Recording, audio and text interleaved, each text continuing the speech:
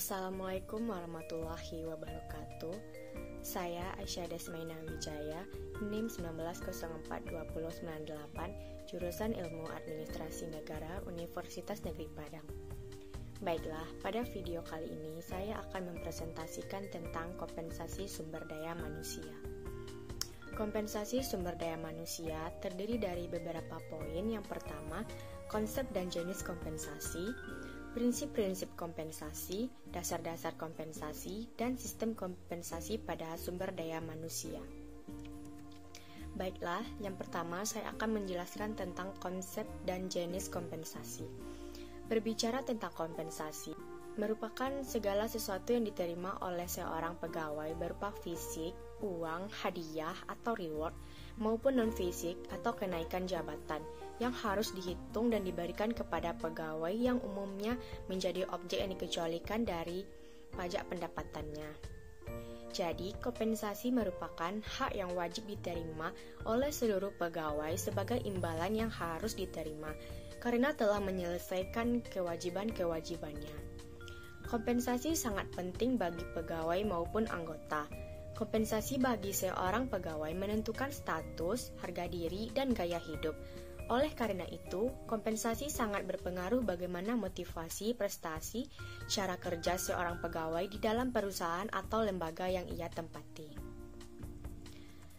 Selanjutnya, pengertian kompensasi menurut para ahli. Yang pertama, menurut Mami dan Sarif tahun 2016, kompensasi adalah seluruh imbalan yang diterima karyawan atas hasil kerja karyawan tersebut pada organisasi.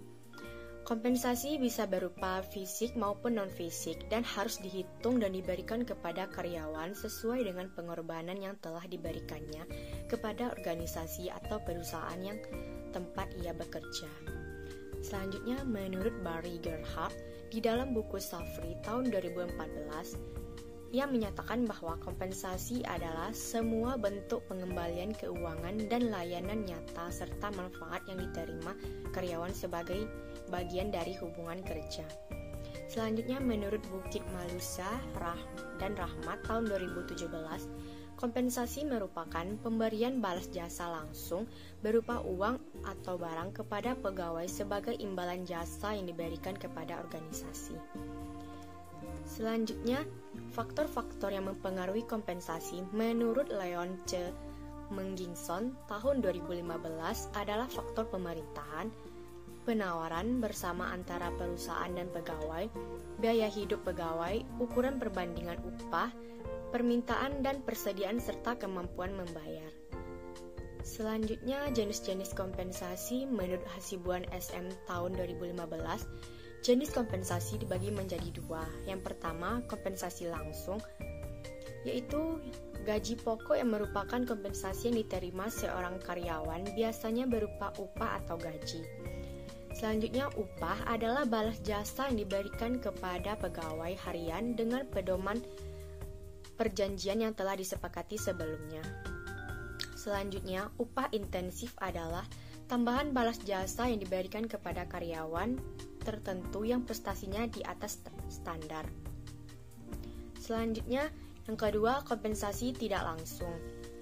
Yang pertama, tunjangan karyawan, tambahan hak istimewa selain pembayaran kompensasi seperti pembayaran tidak langsung, pemberian tidak masuk kantor atau pelatihan cuti kerja, sakit liburan, hari merah, acara pribadi, mas istirahat, asuransi kesehatan dan program pensiun.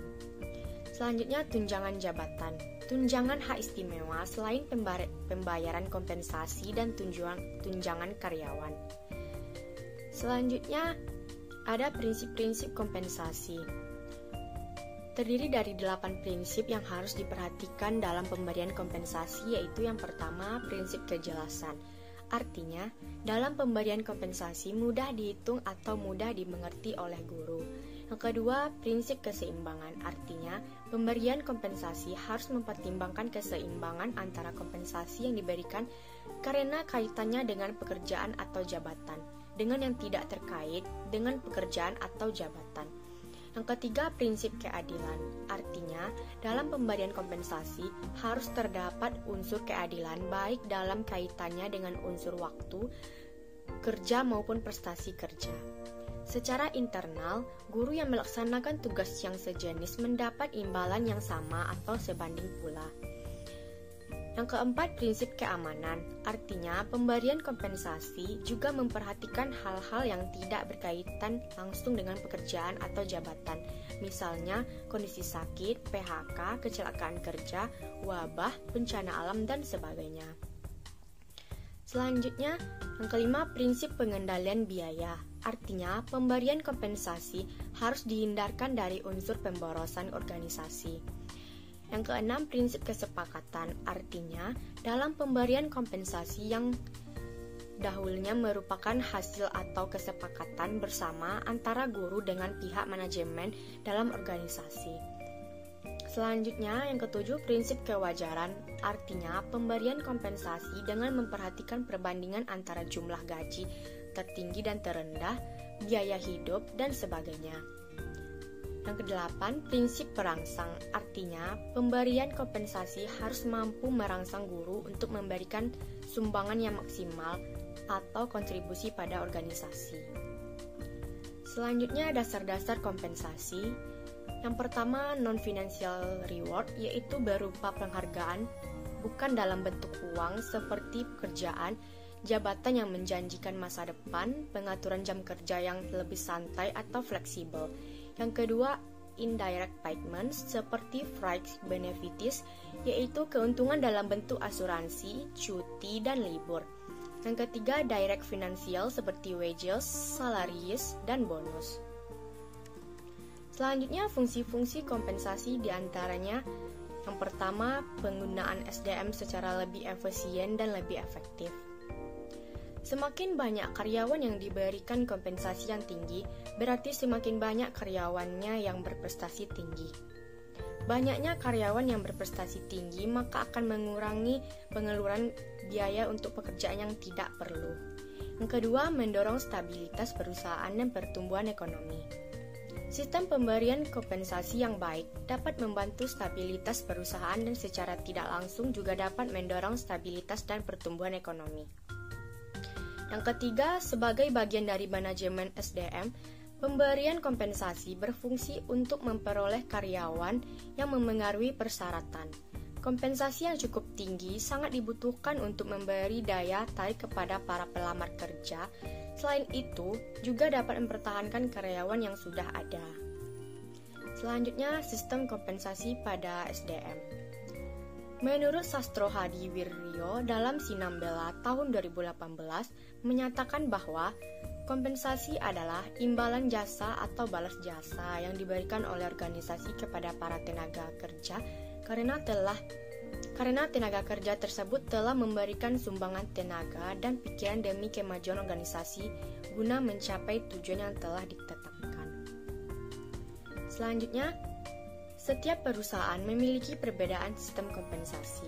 Sistem disesuaikan dengan visi, misi, dan tujuannya. Menurut Shimamura tahun 1997, kompensasi terdiri dari kompensasi finansial atau bayaran pokok, bayaran prestasi, bayaran insentif, bayaran tertangguh, program perlindungan, bayaran di luar jam kerja, atau fasilitas. Dan kompensasi non-finansial yaitu pekerjaan dan lingkungan kerja. Selanjutnya, tujuan sistem kompensasi adalah menyelaraskan tujuan dan keinginan karyawan dengan tujuan dan keinginan organisasi.